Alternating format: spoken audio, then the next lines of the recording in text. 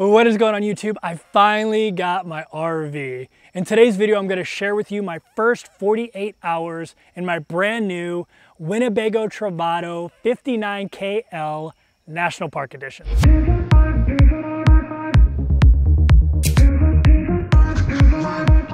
I'm going to share with you what the first couple nights sleeping in the RV were like. I'm going to share with you the first time I dumped my black tank, and I'm going to share with you the parks that I found to camp in. Unfortunately, I don't have the footage of me picking up my RV. I was so excited that I completely forgot to film. The dealership I ended up going with was Lichtsinn RV in Forest City, Iowa. I had a great experience. My salesperson was Nicole Blazer, and she was amazing, super helpful. I couldn't have asked for a better experience.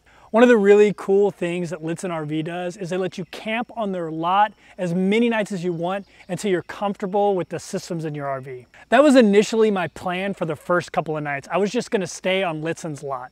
But I met a really cool person that just happened to be in Forest City, Iowa, getting her Travato serviced. Her name is Jenny. She's the secretary of the Winnie Bee organization, and she was just really helpful. Jenny was camping on Winnebago's service campground, waiting for her coach to get serviced, and she invited me over and said she'd show me a few things about the Travato, so I took her up on that offer. There was nobody else camping at the campground that night, so I decided to boondock there. I figured Winnebago wouldn't mind since I just spent a fortune on my new coach. I'd like to say it was uneventful, but I had a couple issues.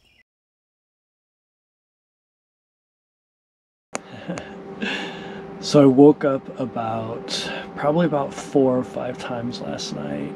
Had a couple issues. The first was I kept seeing a blinking light in the front of the RV, and I wasn't sure what it was. I'm gonna try to figure that out today. I think it's a light that tells me all the doors are locked, and it's like one of those like security looking lights. I also woke up a few times because I heard like little noises, you know, just restless night's sleep. And finally I woke up because it got really super cold in the coach. And so I turned on the Truma. I did a mix of gas and the electric element, because even though I'm boondocking right now, I'm trying to run down the battery to test my auto start. Once I got myself out of bed, I jumped in the driver's seat and went searching for another campsite.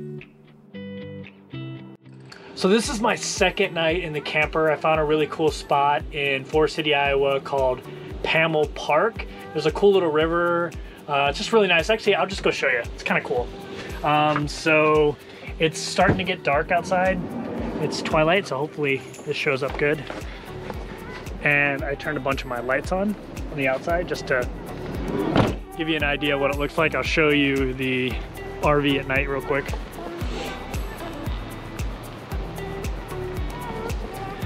Kind of cool.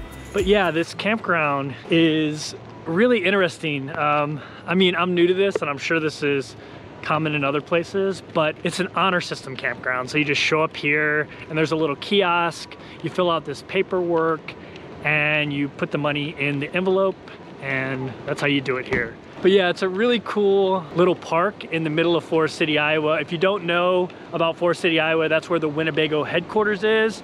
But here's the real cool part of this park.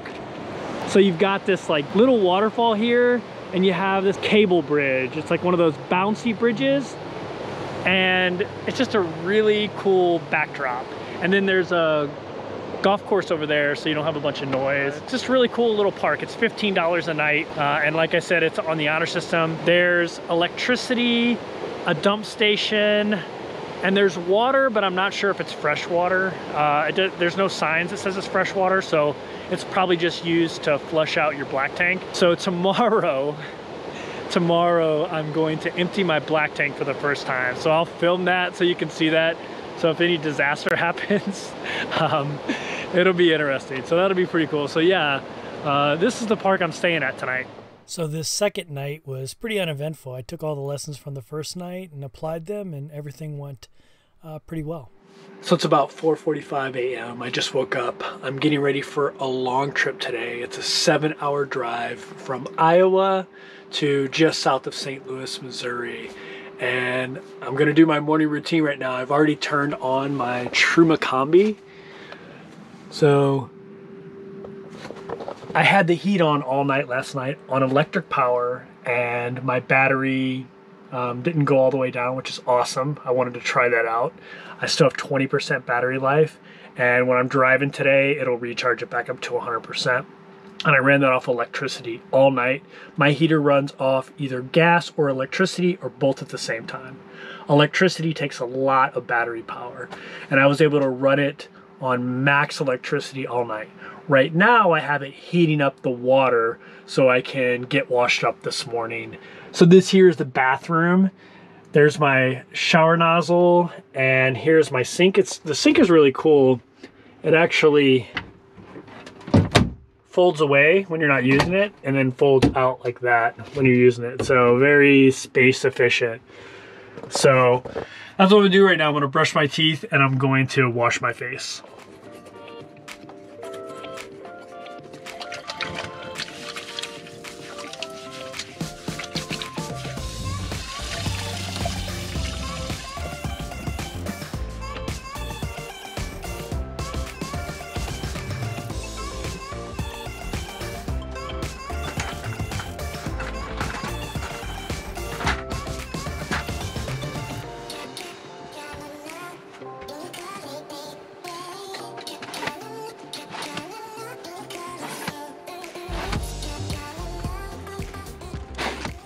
So I figured I'd show you my front blackout screen. It's actually built into my coach. It's something Winnebago does that's really cool and makes it really convenient. You don't have to buy anything extra to black out your coach at night. All you do is flip these up, that down.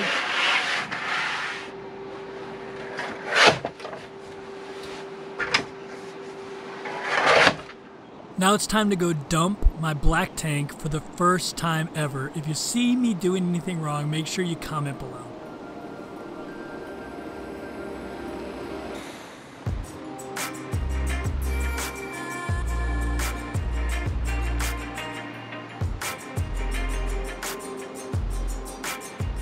If you're enjoying this video, please hit that thumbs up button and leave a comment below telling me where you're watching from.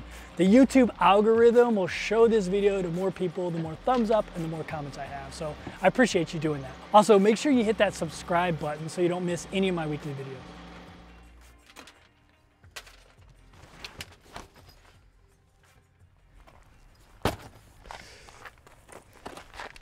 So this is the first time I've ever done this, so bear with me. You might get to see a great mistake here. So on the advice of a friend, I got a duffel bag to keep this black tank stuff in, and just gonna sanitize it. So hopefully it stays sanitized. So this is an elbow that hooks up to the actual dump site. And this is my regular hose here. So bear with me, I've never done this before.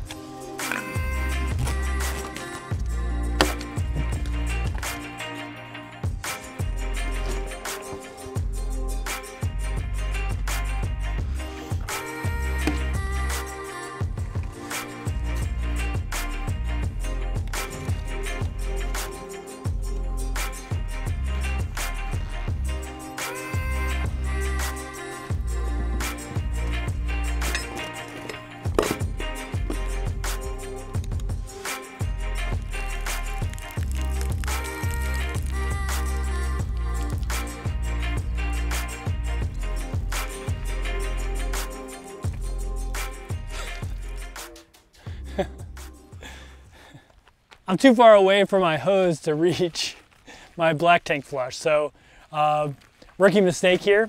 So I'm going to unhook this again and then move forward just a tad. And I should be able to do both.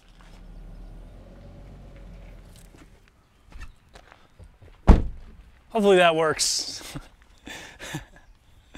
Okay, I know the black tank will get there. All right, and yay, it reaches. Barely, but it reaches. All right, so there are two valves under here.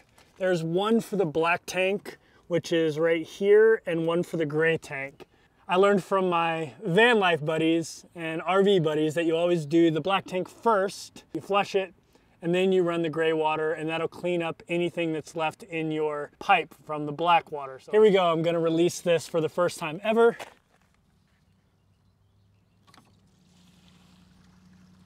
Yay, it's working. That's pretty awesome.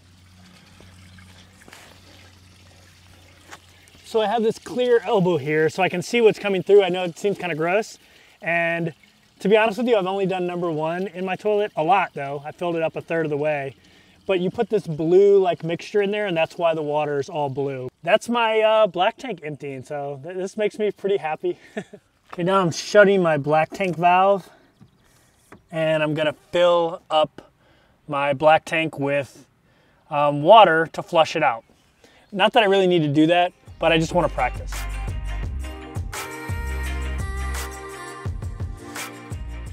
Once the water began to flow into the black tank, I ran inside to check my black tank gauge and wait for it to hit the 2/3 mark. At that point, I ran back outside to shut off the water.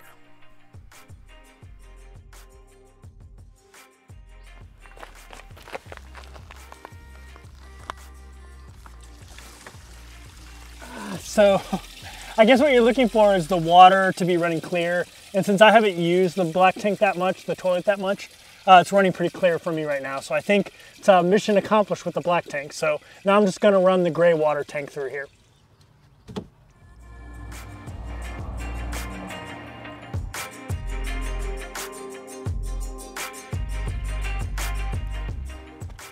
One thing I learned from some of the other RVers is always to connect your hoses so then bugs don't crawl in them, which I guess is a good idea.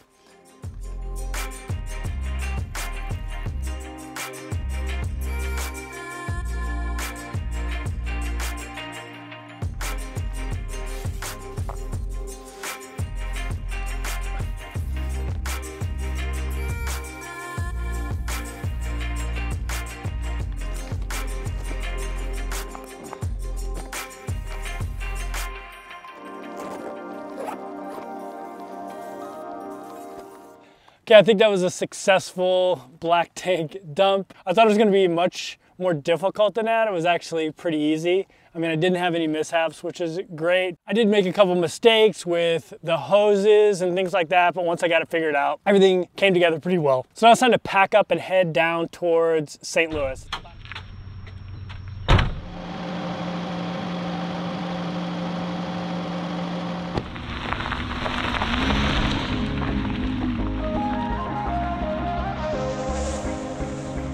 Lost track of the forest through the trees, forgot what I was chasing.